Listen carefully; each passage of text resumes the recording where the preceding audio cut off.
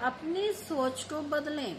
ये एक बहुत अच्छा वचन है जो हम आपको सुना रहे हैं कि जब तक आप अपनी सोच को नहीं बदलेंगे तब तक क्या है, परमेश्वर से आप कुछ भी हासिल नहीं कर सकते। आपने अपनी सोच के द्वारा क्या बदलना है?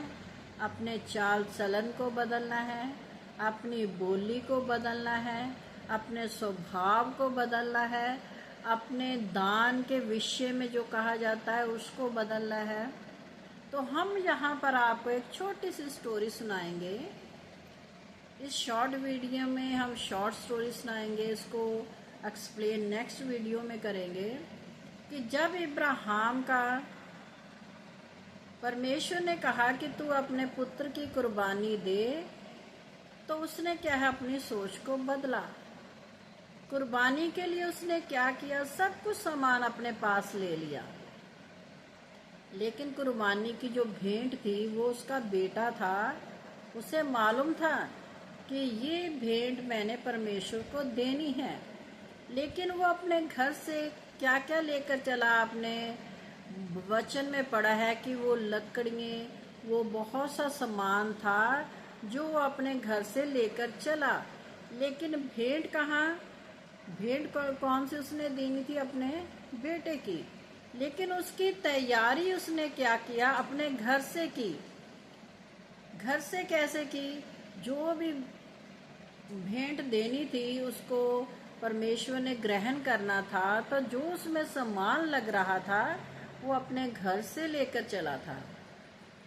अगर हम ये सोचें कि हम परमेश्वर के घर में जा रहे हैं, तो हमें भी अपने घर से जो भी भेंट परमेश्वर चाहता है वो लेकर चलें। चाहे वो वहाँ पर लिखा हो लकड़ी लेकर चला, अगर वो लकड़ी लेकर ना अपने घर से जाता तो सोचता कि अगर मैं जंगल में जा रहा हूँ, जंगल से मुझे बहुत सी लकड़ी ऐसे ही मुफ्त में मिल जाएगी, मैं उस मुफ्त की लकड़ी को लूँगा और काट डालूंगा और उस पर अपने बेटे को रखकर भेंट परमेश्वर को चढ़ा दूंगा। अगर वो लकड़ी वहां से लेता, फ्री की लकड़ी लेता जो उसने मेहनत के द्वारा नहीं कमाई थी, तो वो उसकी भेंट जो उसका बेटा था वो भी ग्रहण नहीं किया जाता। ये छोटी छोटी बातें हैं जिसको आप ध्यान से कभी सोचते भी नहीं हैं, पढ़ते जरूर है लेकिन सोचते नहीं है, तो उसकी भेंट वहां क्या है, ग्रहण नहीं की जाती। तो इसलिए परमेश्वर कहता है जब तू भेंट परमेश्वर के घर में दे तो कानी भेंट ना दे। कानी भेंट का मतलब क्या होता है, ये वचन में आप पढ़ सकते हैं कि जब लोग क्या करते थे, परमेश्वर के घर में जाते थे, तो उस समय क्या है, जानवरों की बलि दी जाती थी। तो परमेश्वर कहता था अगर कोई पशु जो जानवर है अगर लंगड़ा है तो उसकी भेंट भी परमेश्वर नहीं स्वीकार करता था। अगर कोई जानवर काना है तो उसकी भेंट भी स्वीकार नहीं करता था। अगर कोई जानवर जख्मी हो जाता था तो उसकी भेंट भी परमेश्वर स्वीकार नहीं करता था। कहने का भाव है कि पशु के अंदर जो भी अवगुण होते थे, जो संसारिक भी हो सकते हैं, आत्मिक भी हो सकते हैं, उसको वो परमेश्वर ग्रहण नहीं करता था। वचन में लिखा हुआ है, आप इसे मलाकी की पुस्तक में भी पढ़ते हो कि जब तुम भेंट देने के लिए काने पशु की या लंगड़े पशु की बलि देते हो तो कौन तुम्हारे ऊपर मन लगाएगा? क्योंकि आपने अपनी सोच को बदला ही नहीं। आप सोचते हैं ये फ्री का सामान है, चलो इसे मैं परमेश्वर के घर के लिए दे देता हूँ, और अपने पास से आप कुछ नहीं देते। और एक स्टोरी हम आपको और सुनाते हैं कि जब दाऊद बादशाह ने परमेश्वर के घर को बनाने के लिए सोचा तो उसने क्या, वो पहले से तैयारी की थी। ये नहीं कि उसने, वो तो राजा था, वो किसी से भी कुछ भी मांग सकता था और उससे क्या है, परमेश्वर के घर को बना सकता था। और परमेश्वर, वो राजा होने के बावजूद उसे लोगों से क्या है, मांगने की भी जरूरत नहीं पड़ती, क्योंकि राजा ने तो हुक्म देना था और लोगों ने क्या है, उसके हुक्म को पालन करना था। तो वो सब कुछ अपने आप उस परमेश्वर के घर को जो बनाने में सामान लगता था वो अपने आप दे देते। लेकिन आप वचन में पढ़िए, लिखा हुआ है कि उसने जो जो सामान लिया उसका उनको क्या मूल्य दिया। सुलेमान बादशाह ने अगर कारीगर लगाए, कोई लकड़ी ली, कोई पत्थर लिए, तो उसका क्या है दाम उन्हें दिया था। यूं ही फ्री में नहीं ले लिया था कि चलो फ्री में आ गया तो हम फ्री में परमेश्वर के घर में लगा देते हैं। इसलिए वचन हमें बहुत बार बहुत सी शिक्षाएं देता है, लेकिन हम उन शिक्षाओं पर ध्यान नहीं देते।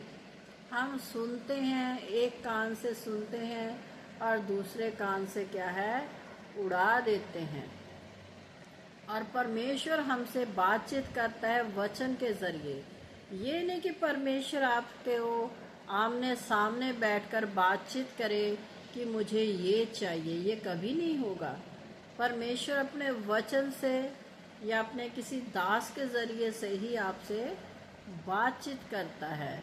और वहाँ पर लिखा है, मलाकी की पुस्तक को भी आप पढ़ सकते हैं, उसमें क्या लिखा हुआ है कि तुम अपने सारे दशवांश और उस पर भेंट रखकर मेरे घर में लेकर आओ, ताकि मेरे घर में किसी भी चीज़ की कमी ना रहे, रोटी की कमी ना रहे, वहाँ लिखा है। तो क्या जब आप चर्च में जाते हो तो क्या परमेश्वर आपसे रोटी मांगता है? क्या परमेश्वर वहाँ पर आपसे जो आपने परमेश्वर के घर के लिए दिया है, दान दिया है, वो परमेश्वर का हुक्म है, तो वो दान जो आप देते हो वो क्या परमेश्वर को ऊपर पहुँचता है कि नहीं? बहुत से लोग यही सोच रखते हैं कि हमने जो दान दिया है पता नहीं वो परमेश्वर के घर में लगता होगा कि नहीं। क्या ये परमेश्वर का दास जो हमें वचन सुनाता है वो ही हमारी कमाई को खा जाता होगा, वो कार्य नहीं करता होगा। लेकिन आप नए नियम में पढ़िए, वहाँ पर जब लिखा हुआ है, एक कहानी वहाँ पर और लिखी गई हुई है कि जब पतरस और वो यूहन्ना को जब वो किसी के घर में प्रेयर के लिए गए थे, तो वहाँ उन्होंने कहा था कि तुम्हारी भेंट जो तुम परमेश्वर को देते हो, जब तुम सोच ही लेते हो कि मैंने परमेश्वर के घर में ये देना है और फिर जाकर आप देते हो, तो उसी समय क्या है वो परमेश्वर के घर में पहुंच जाती है। अगर आप ये सोचकर देते हो कि वो उसी समय परमेश्वर के घर में पहुंच जाती है, तो परमेश्वर आपको बरकत आशीष देता है। अगर आप ये सोच रहे हो कि मैंने जो भेंट दी है पता नहीं वो परमेश्वर के घर में पहुंचेगी कि नहीं पहुंचेगी, तो अगर आप अटपटे मन से ऐसा करते हो तो कुछ भी आपको प्राप्त नहीं होगा। वचन में लिख दिया गया है कि तुम कैसे परमेश्वर के लिए सोचते हो, तुम्हारी सोच के ऊपर ये क्या है डिपेंड करता है। हम वचन में नेक्स्ट वीडियो में आपको सुनाएंगे कि जिन जिन लोगों ने परमेश्वर को अपनी मेहनत की कमाई दी, अपने वचन के जरिए दिया और अपनी भेंट परमेश्वर को बिना सोचे विचारे ये दी कि परमेश्वर मेरे लिए कुछ करेगा। हम आपको सुलेमान बादशाह की भी एक एग्जाम्पल दे रहे हैं कि जब सुलेमान बादशाह को परमेश्वर ने दर्शन देना था, उससे पहले उसने क्या किया था आप जानते हैं? उसने 1000 बलि बिना सोचे ये दी थी कि परमेश्वर मुझसे बातचीत करेगा। उसे नहीं पता था कि परमेश्वर मुझे दर्शन में बातचीत करेगा या मेरी भेंट को परमेश्वर स्वीकार करेगा या किसी भी प्रकार का उसने बिना अपने लाभ को सोचे हुए परमेश्वर के लिए भेंट दी। आप वचन में पढ़ते हैं, तो जब उसने परमेश्वर के घर के लिए भेंट दी तब परमेश्वर ने उसे दर्शन दिया। तब परमेश्वर ने उसे कहा, मैं तुझे धन, महिमा और बुद्धि सब कुछ देता हूँ। तो वहाँ पर आप पढ़ सकते हैं कि उसने कुछ भी नहीं मांगा था परमेश्वर से, लेकिन परमेश्वर उसकी भेंट से खुश हुआ, क्योंकि वो उसने अपने बिना लाभ के, बिना अहंकार के दी। वो ये सोचता होगा, आप सोचिए कि वो तो राजा था। और वचन में आगे पढ़कर आप देखिए कि जब परमेश्वर ने उसे ये सब कुछ दिया तो उसके बाद भी उसने भेंट दी। ये नहीं कि उसने बस एक ही बार भेंट दे दी और उसके बाद उसने कोई भेंट परमेश्वर के घर में नहीं दी। उसके बाद आप पढ़िए 1,20,000, वचन को ध्यान से पढ़िए और देखिए वहाँ क्या लिखा है कि 1,20,000 भेड़ बकरियां, गाय बैल, जो भी उस समय क्या है कुर्बानी दी जाती थी, वो उसने दी। और 7 दिन तक वो क्या है कुर्बानी देता रहा। आप सोचिए, 1-2 जानवर काटने के बाद इंसान कितना थक जाता होगा। आजकल तो मशीनें हैं, उस समय कोई मशीन नहीं हुआ करती थी। तो वो उसने 1,20,000 की जो भेंट परमेश्वर के राज्य के लिए दी, जो उसने 7 दिन का उत्सव वहाँ मनाया, तो उससे परमेश्वर कितना खुश हुआ होगा। तो आप सोचते हैं कि मैंने तो परमेश्वर के घर में इतना पहले से दे दिया, अब और कैसे दूं? इस जो परमेश्वर हमें बरकत आशीष दे रहा है, इससे मैं क्या है अपने घर को चलाऊं, या मैं कुछ ऐसा दान करूं जिससे लोग मेरी बड़ाई करें। आप परमेश्वर के घर में तो दे नहीं रहे, सिर्फ लोगों को क्या है दिखा रहे हैं, सच्चे मन से नहीं दे रहे। आप क्या कर रहे हैं? बहुत बार बहुत से लोग ऐसे होते हैं, जैसे वचन में नए नियम में भी लिखा हुआ है कि जो फरीसी लोग थे वो क्या है दान को दिखा दिखा कर परमेश्वर के उस गुप्त जो थैली होती थी उसमें डालते थे। लेकिन जो एक विधवा थी उसके पास कम था, लेकिन वो भी उसने कहा कैसे डाला, छुपा कर डाला। उसको उसके मन में ये डर रहा होगा कि मैं बहुत कम भेंट परमेश्वर के घर के लिए दे रही हूँ, अगर लोग देखेंगे तो क्या सोचेंगे, क्या कहेंगे। लेकिन वो फरीसी जो थे, धार्मिक लोग जिसे कह देते हैं, वो दिखा दिखा कर डाल रहे थे।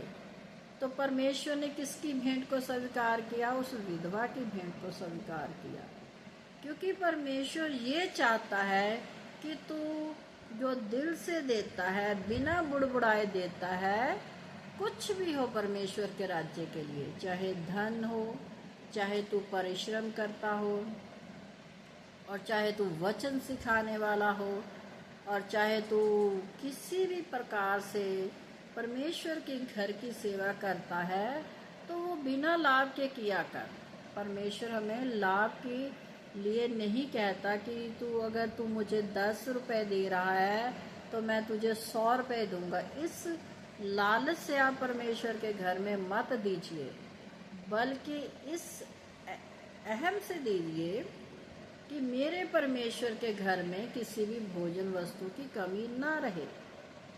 जैसे हम अपने घर को चलाते हैं तो बहुत बार अपने घरों में हम क्या है एडवांस में कुछ ना कुछ चीज़ें रख लाते हैं कि पता नहीं किस समय कोई गेस्ट आ जाए तो हमें उस समय क्या है भागकर मार्केट में जाना ना पड़े। अगर घर में हमारे स्टोर पड़ा होगा, चीज़ें स्टोर की होगी हमने, तो उस समय हम क्या है निकाल कर उन चीज़ों को इस्तेमाल में लाते हैं।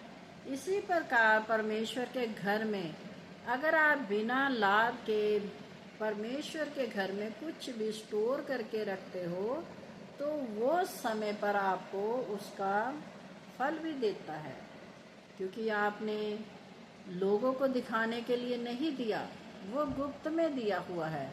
और बहुत से लोग तो ये कहते हैं कि हम गरीबों को दान देते हैं। वचन में लिखा है गरीब तुम्हारे साथ सदा रहते हैं।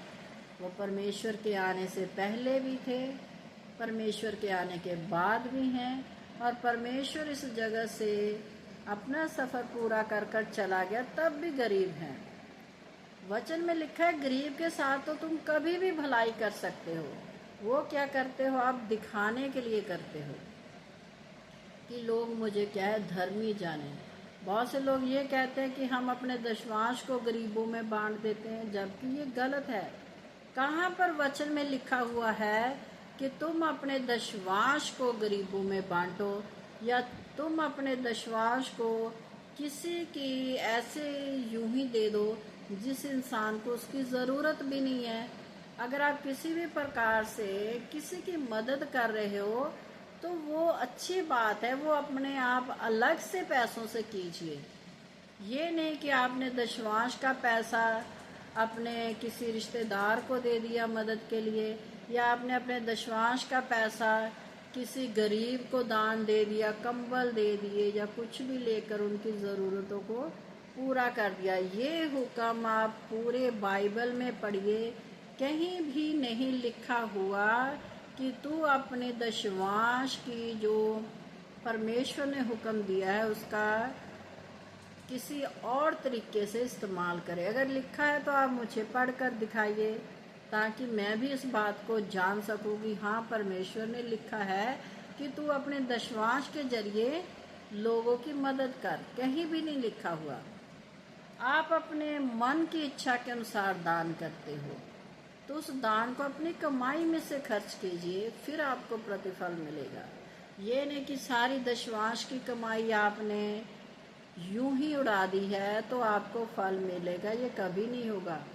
अगर मैं गलत हूँ तो आप मुझे पढ़कर दिखाइए वचन में कहाँ लिखा हुआ है। जितने भी लोग इस वीडियो को देख रहे हैं वो मुझे बाइबल में से पढ़कर सुनाए कि परमेश्वर ने ये लिखा है कि तू अपने दशवांश में से गरीबों की मदद कर, तू अपने दशवांश में से अपने भाई बहन की मदद कर, या तू अपने जो दशवांश की रकम तुझे दी गई है उसके द्वारा कोई भी कार्य कर। कहीं नहीं लिखा हुआ। तो इसीलिए परमेश्वर कहता है कि इंसान की सोच को बदलना बहुत ज़रूरी है। इंसान अपनी सोच को कभी नहीं बदलता, ना वो वचन पढ़कर अपनी सोच को बदलता है, ना दुनिया में रहते हुए अपनी सोच को बदलता है। वो क्या है अपनी ही समझ के अनुसार कार्य करता है। जो उसको अच्छा लगता है वो करता है, जो परमेश्वर को अच्छा लगता है वो इंसान कभी नहीं करता। बाइबल में ऐसी बहुत सी एग्जाम्पल परमेश्वर ने दी हुई है कि हम अपनी सोच को बदले। इसीलिए हम कहते हैं कि जब कोई भी वचन का वीडियो हम या कोई प्रभु का दास या प्रभु की बेटी या बेटा कोई भी हो पढ़कर आपको सुनाता है तो उसे आप वचन में ज़रूर देखिए। इसके द्वारा क्या करेंगे? आप परमेश्वर के साथ बातचीत भी करेंगे, परमेश्वर के वचन को भी पढ़ेंगे और परमेश्वर के साथ संगति भी करेंगे। तो सबको जय मसीह की। अगर ये वचन का वीडियो आपको अच्छा लगता है तो आप इसे लाइक कीजिए, शेयर कीजिए और अपने बहन भाइयों के साथ मिलकर परमेश्वर के वचन को फैलाएं। तो सबको जय मसीह की।